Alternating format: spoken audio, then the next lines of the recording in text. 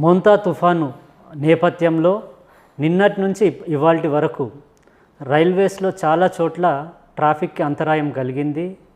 ముఖ్యంగా విజయవాడ వైజాగ్ రూట్లో నడపాల్సిన చాలా బళ్ళని క్యాన్సలేషన్ చేయడం కానీ డైవర్ట్ చేయడం కానీ జరిగింది.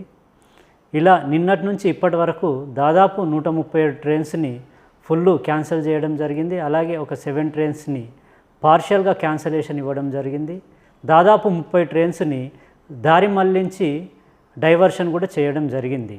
సో నిన్నటి నుంచి ఇప్పటి వరకు ఇలా చాలా ట్రైన్స్ని రెగ్యులేట్ చేయడము, డైవర్ట్ చేయడం, క్యాన్సలేషన్ చేయడం జరిగింది. అయితే ప్రయాణికులకు ఏమాత్రం ఇబ్బంది కలగకుండా ఈ సందర్భంగా రైల్వే చాలా ఏర్పాట్లు చేయడం జరిగింది.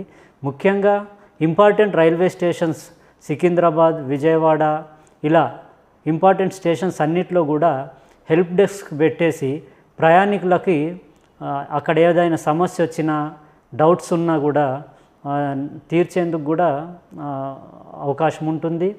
అలానే చాలామంది ప్రయాణికులకి ట్రైన్ ఫుల్ క్యాన్సలేషన్ అవ్వడం వల్ల రీఫండ్కు సంబంధించిన సమస్యలు, ఇష్యూస్ ఉన్నా కూడా ఈ హెల్ప్ డెస్క్ ద్వారా నెరవేర్చుకునేందుకు కూడా అవకాశం ఉంటుంది. అయితే ఫిజికల్గా ఎవరైతే స్టేషన్లకు వెళ్ళి టికెట్స్ తీసుకొని ఉంటారో వాళ్ళు స్టేషన్లోనే రీఫండ్కి అప్లై చేయాల్సి ఉంటుంది. ఆన్లైన్లో ఆన్లైన్లో టికెట్ అప్లై చేసుకున్న వాళ్ళు, టికెట్ తీసుకున్న వాళ్ళు ఆన్లైన్లో ఆటోమేటిక్గా రీఫండ్ ప్రక్రియ చేపట్టడం జరుగుతూ ఉంది. అంతేకాకుండా చాలా చోట్ల ట్రైన్స్ని డైవర్ట్ చేయడం కానీ లేదంటే రెగ్యులేట్ చేయడం కానీ జరిగింది. ఆ రూట్లలో, ఆ ఇంపార్టెంట్ స్టేషన్లలో ప్యాసింజర్స్కి ఏమాత్రం ఇబ్బంది కలగకుండా అక్కడ చాలా చోట్ల అంటే స్వచ్ఛంద సంస్థలు కావచ్చు, అక్కడ లోకల్ పోలీస్ ద్వారా కావచ్చు, రైల్వే తరఫున కావచ్చు, అంటే ఫుడ్, వాటర్ అవన్నీ కూడా అవైలబుల్ చేయడం జరిగింది. అంతేకాకుండా ఈ హెల్ప్ లైన్ నెంబర్స్ ద్వారా కూడా చాలామంది ప్రయాణికులకి, వారి బంధుమిత్రులకు కూడా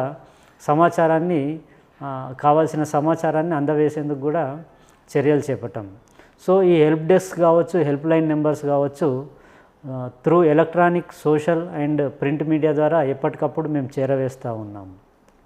అంతేకాకుండా ఇవాళ పొద్దున ఈ వరద ఉధృతి కారణంగా డోర్నకల్ అనే రైల్వే స్టేషన్లో వాటర్ ట్రాక్ లెవెల్కి రావడం వల్ల ట్రైన్ రన్నింగ్ అన్సేఫ్గా భావించి పొద్దున్నుంచి ఆ స్టేషన్కి ఇరువైపులా కూడా ట్రైన్ రన్నింగ్ని ఆపేయడం జరిగింది.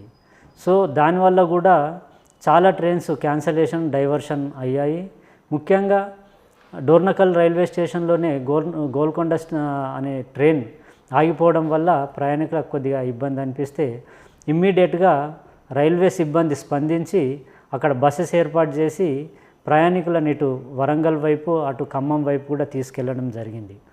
అలాగే వందే భారత్ ట్రైన్ విశాఖపట్నం టు సికింద్రాబాద్, ఖమ్మం వచ్చిన తర్వాత ఫర్దర్గా అంటే డోర్నకల్ వైపు వెళ్ళేందుకు అవకాశం లేకపోవడం వల్ల అక్కడ కూడా బస్సెస్ అరేంజ్ చేసి వరంగల్ వైపు ప్రయాణికుల్ని తీసుకెళ్లేందుకు ప్రయత్నం చేశాం. మిగిలిన ప్రయాణికులు వందే భారత్లో సికింద్రాబాద్ చేరాల్సిన వాళ్ళని వందే భారత్ ట్రైన్ని మళ్ళీ రిటర్న్ విజయవాడ వైపు తీసుకెళ్ళి గుంటూరు మీదుగా దారి మళ్లించి సికింద్రాబాద్ వైపుకు నడిపేందుకు ప్రయత్నం చేశాం. ఇలా చాలా ట్రైన్స్ని కూడా రూట్ డైవర్ట్ చేసి ప్రయాణికులకు ఇబ్బంది కలగకుండా చూసుకున్నాం. ఓవరాల్గా ఇప్పుడు లేటెస్ట్ పొజిషన్ ఏంటంటే డోర్నకల్లో వాటర్ లెవెల్స్ తగ్గడము, సిచ్యువేషన్ ఇంప్రూవ్ అవడం వల్ల అక్కడ రైల్వే ఇంజనీర్స్ ట్రాక్ ఫిట్గా ఉందని సర్టిఫై చేయడం వల్ల ఫర్దర్గా ఇప్పుడు ట్రైన్ మూవ్మెంట్స్ రిస్టోర్ అయ్యాయి. సో డోర్నకల్కు రెండు వైపులా కూడా ప్రస్తుతానికి ట్రైన్స్ నార్మల్గానే రన్ అవుతూ ఉన్నాయి.